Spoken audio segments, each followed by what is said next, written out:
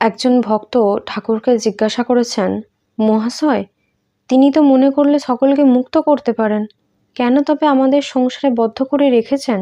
তখন ঠাকুর বলছেন, তিনি লীলাময়ী, এই সংসার তাঁর লীলা, তিনি ইচ্ছাময়ী, আনন্দময়ী।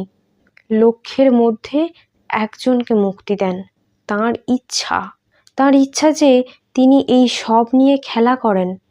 দেখো না, বুড়িকে আগে থাকতে ছুঁয়ে দিলে দৌড়াদৌড়ি করতে হয় না। সকলেই যদি ছুঁয়ে ফেলে, খেলা কেমন করে হয়?